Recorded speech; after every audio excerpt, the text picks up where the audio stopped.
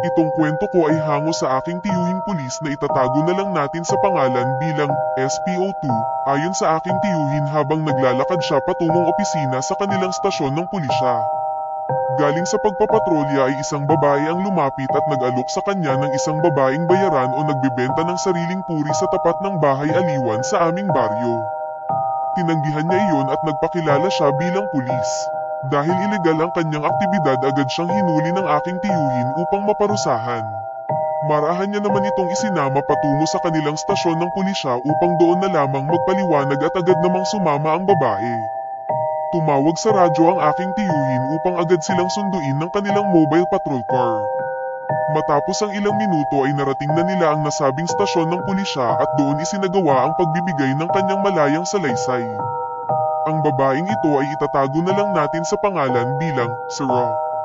Habang si Sarah ay ini-interview sa aming stasyon ng pulisya ay nagsabi siya na mayroon siyang sumpa na kaya niyang gumawa ng kababalaghan sa pamamagitan ng kanyang pananalita kaya't napag-isipan namin na mayroong sayad sa pag-iisip ang babaeng ito.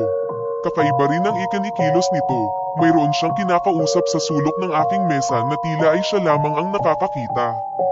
Sinilip ko ang ilalim ng mesa ko at tiningnan sa bandang kaliwang sulok ngunit wala naman akong nakitang tao.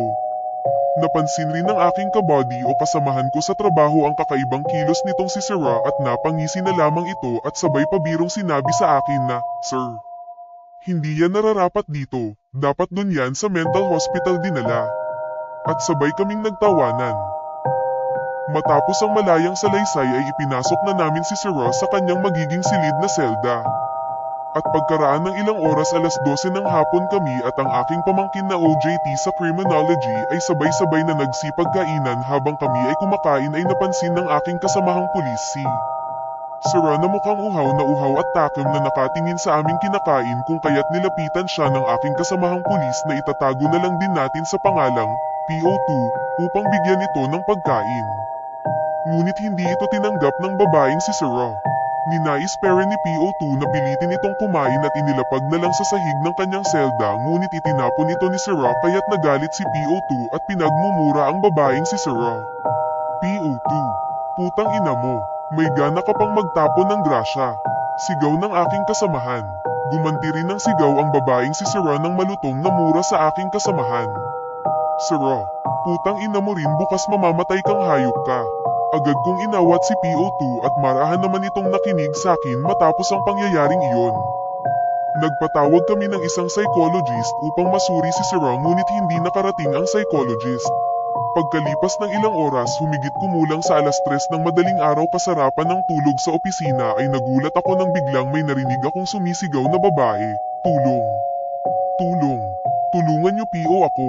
Kaya't agad akong nagtungo upang silipin kung sino ang sumisigaw. Agad kong nakitata si Sarah sa loob ng kanyang selda na maraming kagat at sugat sa katawan. Tinanong ko kung ano ang nangyari sa kanya at sinabi sa akin na may mga engkanto raw na gustong pumatay sa kanya. Hindi ko siya pinaniwalaan sa kanyang sinasabi. Tinawag ko ang kasamahan kong si PO2 Badoguez upang ay pakuha ang first aid kit at agad kong nilinis at binalutan ng benda ang kanyang mga sugat. Nung oras na yun nang makita niya si PO2 Badoguez na kanyang nakasagutan kahapon ay bigla na lang nanlisik ang kanyang mata at sinaman ng tingin ang kasamahan kong si PO2 Badoguez at sinabing, "Mamaya na ang katapusan mo." Sabay tawa ng malakas na tila may dalawang boses ang nagsisalita. Ngunit hindi na namin iyon pinansin. Pagkaraan ng ilang oras matapos ang 3:00 ng madaling araw, siguro mga 11:30 AM or 12:00 NN ay natagpuang patay si PO2 Badoguez sa CR at tadtad ng pasa sa katawan. Mga 20 minutes pagkatapos ng pangyayari ay nagpunta na ang mga soko sa aming stasyon upang mag-imbestiga. Habang ako'y tinatanong ng soko kung may nakaaway ba ang biktima ay biglang pumasok sa isipan ko ang pakikipagtalo na nangyari kahapon kay Sarah ngunit hindi ko na iyon binanggit sa investigasyon.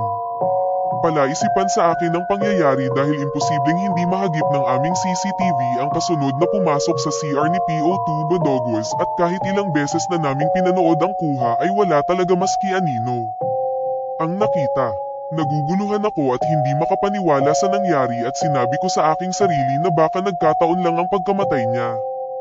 Simula ng malagim na pangyayari ay naisip ko na baka naman siguro totoo nga ang sinabi ng babaeng si Sarah.